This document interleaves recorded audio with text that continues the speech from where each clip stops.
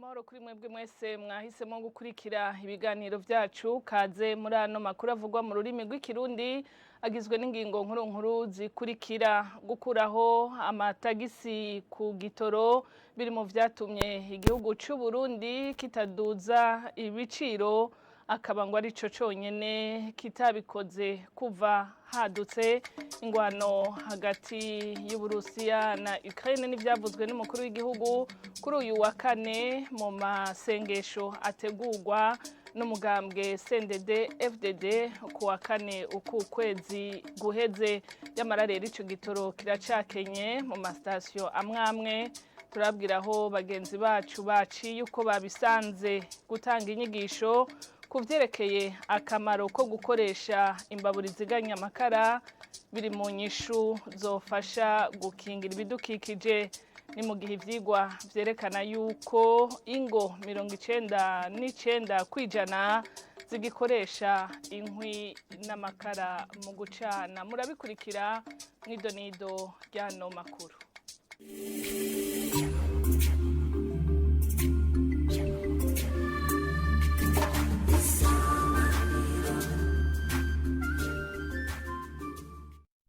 Dasubiye kubaha ikaze muri ano makuru avugwa mu rurimi rw'ikirundi ingo 99% mu Burundi ziracakoresha inkwi n'amakara mu gucana ibituma ibidukikije bihahonera vyashikirijwe kuri uyu wa gatanu n'umuyobozi ajejwe amasoko ntanganguvu yisubiriza mu nama yo guhanahana ivyumviro n'abakorera muri ico gisata zimwe mu nyishu ngo akaba ari ukwigisha nk'akamaro ko gukoresha imbabura ziziganya amakara n'ingene bokingira ibidukikije n'inkuru tubaza Ahmed Mutore.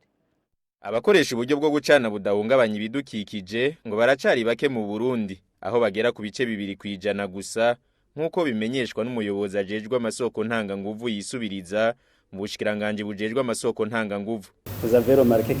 Mwabonye ko abakoresha imbabura ziziganya amakara bakiri bake ku bice 2%. Turacari kure cyane muri ico gisata. Ku bwa Ruwina Ahimana umwigisha muri kaminuza ngo harakenewe kugwizwa amasoko ntanganguvu kugira ikibazo cyo gukingira ibidukikije gitora umuturama. Izi mbabura mwatweretse mwatubwiye ko ziziganya amakara ariko zikoreshwa mu ngo gusa. Mugabo hari amazu y'uburiro amahinguriro y'imikate tutabona ico yoca akoresha mu gucana rero harakwiye ubushakashatsi.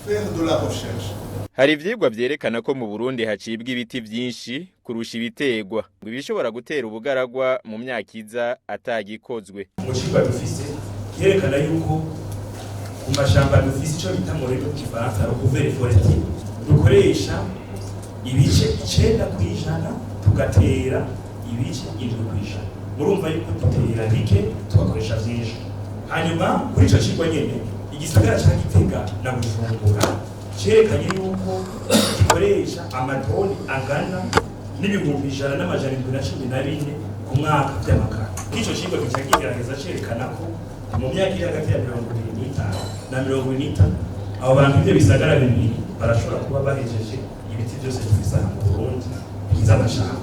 Abagerageza guteza imbere uburyo bwo gucana bukingira ibidukikije ngo barakwiye gushigikirwa mu gutegwa intege no guhabwa imitahe. Ikindi ngo hogwizwa inyigisho ku kamaro ko gukoresha imbabura nziganya amakara ku butunzi bw'ingo no mu byo gukingira ibidukikije. Ahmed Mutore urakenuye ubukene bw'igitoro cyo mu bwoko bwa essence na mazutu ubandanya kuvugwa mu gisagara ca Bujumbura aho bagenzi bacu baciye kuri uno munsi nko kuri station iri kuri Avenue Moso n'iyindi iri mu Nyakabiga ni muri commune ya Mukaza. Abahakorera bavuga yuko bamwe bamaze nk'imisi 3 bataronka igitoro bagasaba yuko ababijejwe boke muri ico kibazo n'inkuru tubaza Ornera Muco. Kuri station Delta iri kuri Avenue Moso iruhande ya Avenue de l'Université nakaze ko gutanga igitoro yaba ico mu bwoko bwa mazutu canke ica essence kareko karakogwa mu gatondo ko kuri no wa gatanu. Batumenyeshije ko giheruka gutangwa ku munsi wa kabiri muri commune nyene ya Mukaza. Iyo kena gibonekeje no kuri station Oirex Nyakabiga, aho ujejwe iyo station Jules Niyonkuru yamenyesheje ko ubu mu ndwaro nk'ilitiro ibihumbi 5 mu gihe kare baronka ilitiro ibihumbi 25. Turashobora kuronka nko mu isomene tukaronka nk'ilitiro ngira ngo ibihumbi nka 25. Ariko ubu nk'isomene imwe turashobora kuronka nka 5 ml, hanyuma no kuvuga navyo nibikaca birara biheze, hanyuma abakiriya bakaca barindira iyindi somene ikurikira kugira ngo tusubire kuronka ibindi. Urumva ibitoro ntibiriko bironeka neza, abakiriya bakaguma bidoga batubaza ukuntu bimeze. Thierry Yamuremye yunguruza abantu n'umuduga avuga ko batangazwa n'iryo kena n'inyuma yaho ikitoro kidugirijwe. Isigaye gitoya kuva bataranaduza isasi bataraduza ibitoro nticaboneka, kuva naho bakidugirije naho nyene ntikigaze kiboneka kandi caraduze. Umva sigaye gitoya hamwe muho igitoro cashoboye kuboneka kuri station shasha ya Interpetrol iri kwijabe imbere y'isengero ya Pentecote kwibarabara Peple Murundi. Umurongo wagera hafi y'akabare ko kwante kumutwe. Ikena ry'igitoro rikaba ryagiye ribonekeza kuva n'imbere y'uko baduza ibiciro vy'ibitoro kwigerekereza bwa 27 ukwezi kwa mbere no mwaka. Gushika n'ubu ico kibazo kikaba kibandanya cibonekeza ku mastation atandukanye.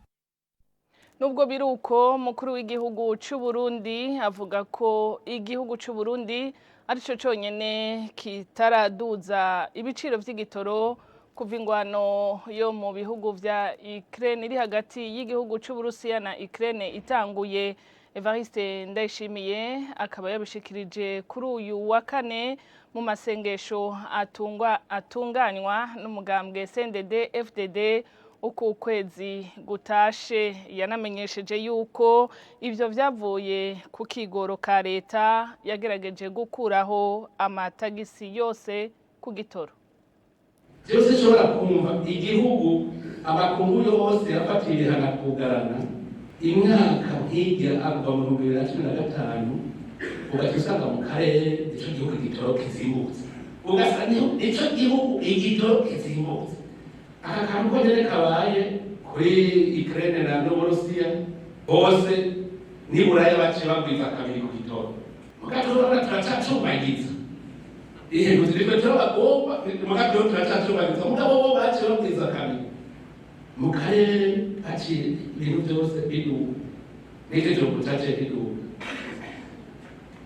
Kazobona twebwe turacavuga tuti turaze duhendahenda mugabo natwe mugabo turazotembera tuzohendahenda gushika ryari. Aho rero aho abantu bakiri ubwenge bacatangura kwiyumvira mu mutwe bati none aho barangurira siho turangurira, tube turavyiyumvira. Ejo ukazobona ubwibona igitoro bavuze ati none tugira gute ko twakuyeko amakori kugira ngo turabe ko tuzokuba ikigabanurire iki, none ubu tuzokura ko ikori irihe ko atariha. Nkaho umuntu akiyumvira ati bizogenda gute, uri incabwenge urabona ibiba kw'isi ugaca umenya n'ingene baravyifata. Tukiri muri ico gisata kivuga ivy'ibitoro, igihugu c'u Burusiya kiragiriza igihugu ca Ukraine kuba carateye inzu bari basanzwe babikamwo igitoro co mu bwoko bwa petrol. Nkuko ikinyamakuru Euronews kibimenyesha, ico gitoro cakomerekeje abantu babiri ngo kije gusubiza inyuma intambwe bari bagezeko mu biganiro vyo kugarukana amahoro. N'inkuru tubaza mugenzi wacu Oda Ndayishimiye. Selon le Kremlin, nkuko bivugwa na Kremlin, ico gitero i Belgorod ntikiza corosha ibintu mu biganiro vyo kugarukana amahoro bariko bagiriranira na Kiev. Uri mu nzego za leta mu Burusiya yagiriza Kiev kuba yarateye ikoresheje kajugujugu ahabikwa igitoro mu gisagara kiri ku birometero bishika 40 uvuye ku rubibe igihugu c'u Burusiya gihana na Ukraine. Uwo mutegetsi ashikiriza ko abantu babiri bakomeretse, abajeje gutabara nabo bariko baragerageza mu gitondo co kuri wa gatanu kuzimya umuriro mu gihe ico gitero gitero cokwemegwa n'abatwara Ukraine coba kibaye igitero ca mbere mu Burusiya ico kwerekana ko intambara itanguye kurenga imbibe. Belgorod iri ku birometero 80 by'igisagara ca Kharkiv, igisagara kinini co muri Ukraine gisugerejwe ubu n'ibitero vy'Abarusiya. Mu ntango y'iyinga ibisasu byaraturitse mu nzu bikwamo ibigwanisho by'igisirikare c'Uburusiya, ariko icabitumye nticamenyekanye. Mais les causes de l'incident ont été contestées. Ndayishimiye arakenuye. Ni na hano duciye dusozerera amakuru twari twabateguriye kuri uno munsi. Ndabashimire mwebwe mwese mwafashe akanya ko kudukurikira, nk'abandi bifurije kubandanya muroranirwa mukurikira n'ibiganiro vya television Isanganiro.